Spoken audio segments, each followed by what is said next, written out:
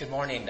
This is a talk on essentially an effort to build an electronic medical record for a 150-bed Ebola treatment unit in Monrovia, Liberia, an electronic health record, medical record that practitioners would want to use and which produced data that was useful and which the organization could learn from. I'm giving this talk on behalf of the International Rescue Committee. This is a medium-sized nonprofit organization, about $600 million a year, that responds to the social, economic, education, health problems that arise from conflict and disasters. We initiated this project when I was a senior clinical advisor for Ebola response at the IRC in 2014-2015. I also was the Deputy Director of Health in Liberia 2011-2012, which kind of prepped me for the job. I am now not part of the IRC and speaking on behalf of my colleagues and friends at the organization. As my wife put it, we're not going to have our child in the Congo. So I'm taking a break after 6 years being abroad. We have no disclosures. We organized this story essentially around three themes. Theme number one is that there's been a lot done for Ebola response. There's been heroic efforts, but essentially very little learned. Theme number two is that technology has advanced and knowledge about how providers operate under stress has been evolved to this extent that we can now use data management, sound, smart data management systems to improve care and learning. And finally, theme number three is that how nonprofit organization without too much experience in electronic health record and data management attempted to solve this issue. Essentially, we were looking to be able to see how were we doing as an organization in this objective of running an Ebola treatment unit. We wanted to simplify medical record keeping for stressed out practitioners, and we wanted to support evidence-based decisions in very complicated care. Outline.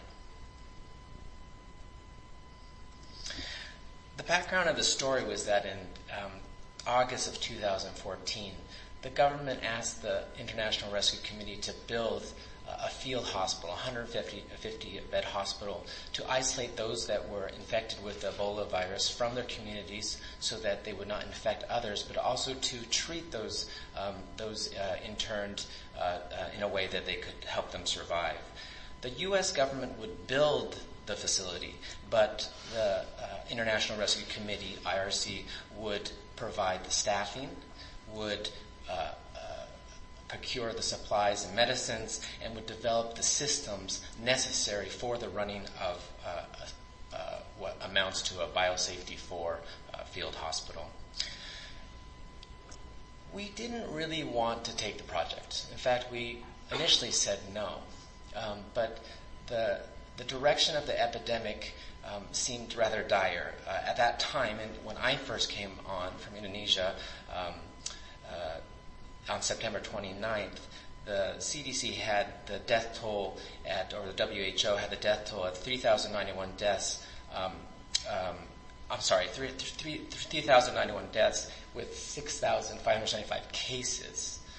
But the projection was that if more wasn't done, such as building more Ebola treatment units, that number could rise to 1.4 million cases with 700,000 deaths. So we really thought, okay, maybe this is the time to stretch the organization. We also had confidence in ourselves. We had been in Liberia for 20 years. And when I was there in Liberia in 2011-2012, the IRC supported 6 hospitals, major hospitals in terms of human resources, hiring people, supporting them, procuring the supplies, making sure that we delivered. So we thought, okay, we can do this probably as well as everyone except Doctors Without Borders. But Doctors Without Borders was saying, please, we need other organizations to step to the table. So when you decide to take on something complicated, sometimes, ironically, it's best to focus on the one or two things that cohese everything into a common objective and outputs. What I mean by that is we thought, okay, we're going to focus on data management and staff support. We thought we were going to focus on data management because this is what the medical record looks like in most places in the world. You see that the format of this type of record keeping makes an audit and feedback and learning almost impossible. If you could get through their handwriting, you would then have to get through the format, which would be non-standard, and then it would also be incomplete.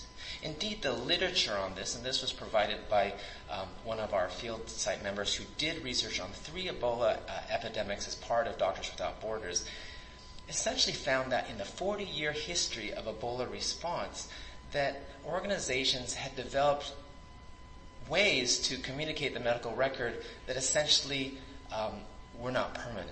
People would yell across from infectious sites to non-infectious site. They would try to memorize their care, and then record it a little bit later when they had time. They would take a picture of it. Take a picture of the patient to jog their memory. Many organizations would have a written medical record on the infectious hot zone side, but be so scared of that medical record, they douse it repeatedly in chlorine so that there was no paper left at the end of the action.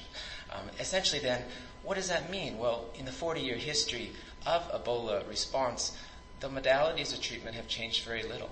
IVs or no IVs, maybe some Tylenol, maybe some antimalarials, and that's why mortality rate has not really changed and ranges from 50 to 90%. We also thought about children, but you could substitute this picture of a child with that of a pregnant woman or a patient with disability.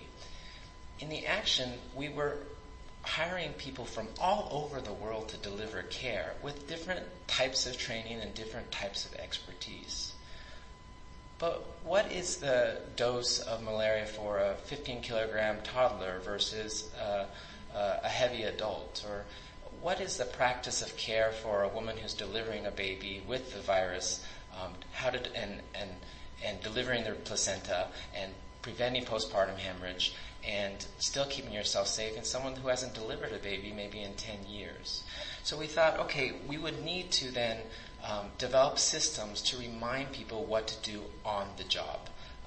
Just keep in mind, all this medical record keeping, all this sort of decision is taking place in a rubber suit, in which you have about 2 hours a day to deliver all the care that's required, all the care that is required. So we said, okay, we're going to develop a comprehensive electronic health data information system that not only is going to record data and show us reports that tells us and our donors and our partners how we're doing, but also is going to support providers in essence in the form of a checklist right when providers were delivering care. So our methods were, we had 6 weeks to develop this thing. We were to open the Ebola treatment unit at the beginning of December, and it was essentially the beginning of October. And so we had 6 weeks to get our product on the ground, to test it, and then to have it present at the beginning of the intervention. I thought, oh, this is not a big deal. But then my technology guy said, this is a big deal. I said, well, look at the application Angry Birds, right, on the video game on the phone. I mean, how long does that take to develop? This is easier than Angry Birds. Well, it turns out Angry Birds was developed in 8 months, although it did produce $200 million in revenue, and I thought the revenue of lives exceeded that $200 million sum. Also, it was a challenge. The IRC is a great organization, but complex. When you have a $600 million organization, it might take a month to get a pencil. It might take 2 months to hire someone on the job. Well, we assembled a team, and luckily the team was already there. And luckily this team actually had worked together in Liberia. We all just happened to be in the same place at the same time. We just added this to our our job description, and really was a labor of love that was characterized by many planning sessions and many meetings to make sure that we delivered on a product in which we all believed in. We attempted for partnership with other NGOs, of course. I mean, why redevelop the wheel? But NGOs is, like really any other sort of community, a lot of really good independent effort, but sometimes the collaboration can be lacking. We reached out to MSF, but they were already scanning their medical record from one side to the other. We reached out to International Medical Corps, but they had decided on a survey method that didn't have the decision support that we liked. We reached out to Partners in Health, but they decided not to have an electronic medical record. We reached out to SAFE that had a platform similar to ours, but they wanted to test it out first and make it available to everyone in January. So it didn't really fit our timeline. So we had to reach out. We decided to partner with a private sector organization called VECNA. Now, VECNA had done outpatient care in sub-Saharan Africa, and had something called a Clinipack, which you see right here, which is sort of an amazing piece of hardware that provided intranet, internet, a power source, could be powered itself by a battery. So a lot of times you can come up with a great, technological fix, but the thing doesn't turn on when you actually need it. So that piece of VECNA was really a clincher for us. And they said to us, with your help, we can adapt our clinical software and you can use our proven hardware to deliver on what you want out of your objectives. Finally, in methods, we have 3 sprints. I didn't really know what a sprint was, but it turns out it's when you communicate, let's say as an NGO, to the person developing your software what you want. They then get their heads together and do all the programming, and then they come back with you with a product that's totally unexpected. And then you give some feedback to that, and it just keeps on going back in an iterative way. We only had time for 3 sprints to achieve the results that I'll discuss here. In the end, we delivered on a system that did what we wanted, but with trade-offs. In terms of what we wanted, we were able to put the software on waterproof tablets, electronic tablets, that could communicate across zones, but also communicate to managers outside of the Ebola treatment unit, and also communicate to us in New York City. So it was a very comprehensive system that worked pretty well, and the hardware really did quite excellent. Here's just a picture of IRC staff training on this hardware. We were able to keep track of the data in the way that we were looking for. For example, we could see who was going into the different zones by simply having them check in. We could also, take a condition of anxiety and give some decision support about, okay, before you medicate that patient, why don't you ask what is wrong? And then, by the way, if you need to medicate, this is the exact dose. We were able to look at patient data in a way that was very exciting. We could look at trends, for example. It was almost unheard of in the international health scene, where you could maybe even power a study about, well, what is the course of people that survive or don't survive in terms of their vital signs or what they look like on the physical exam. But we had some trade-offs, and those were as follows. We had compromises in form. As you know, I was sort of fixated on Angry Birds and the idea of a really, really beautiful system. And so this is what I envisioned in terms of how people would order drugs based on problems in different organs and parts of the body. But then we got this. So, it wasn't to me even as good as, Dead Angry Birds. However, this was the type of structure that the old VECNA system was based, and they could not just adapt it. You can even see our IRC logo was elongated, and it was very interesting to request certain types of features and not necessarily get them. We also had some compromises in decision support. The system was very good at presenting options based on what you clicked from left to right, but it couldn't do a simple calculation based on the weight of a patient coming in and the dose, and just to tell the provider, okay, this child just needs 500 grams of ceftriaxone. It also had some logic problems where if you were male and the provider made an error, you could make that male pregnant. And it was these type of things that, I myself as a practitioner use an electronic health record, and I have to say that form sometimes reveals function, that if you become annoyed with how things are presented or what they look like or they don't seem quite logical, why is that male pregnant, then it compromises the data entry itself, compromises the quality of the data. So conclusions that one last piece on the results. I think we could have worked all of this out, right? We produced this in 6 weeks on the ground. But then the Ebola epidemic took a turn for the better, and that was really good. And in the end, the IRC decided not to open the Ebola treatment unit and instead open the hospital systems in Monrovia. Did a back of the envelope calculation. 4,000 people died of Ebola, but I would say maybe 20 times more people died of the everyday illnesses before the epidemic. And so we moved, and it was really hard for our team to say, literally pull the plug on the thing. But we decided that was a better way to go. So I think we could have gotten through some of these challenges, but the leadership decided to move on. So our conclusion is that we initiated a really valuable tool for future epidemics, a tool that not only collects data and mimics the paper record, but adds what technology can do to improve care, such as decision support or summarizing data like Matt had talked about in a way that is useful to policymakers.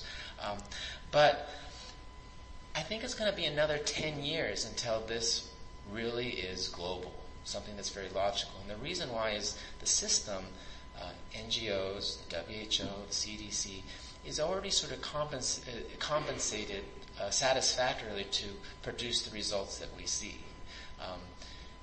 Just think about it. When I go into a hospital abroad or go into a Ebola treatment unit, people just say, "You did such a great job, Dr. Wong.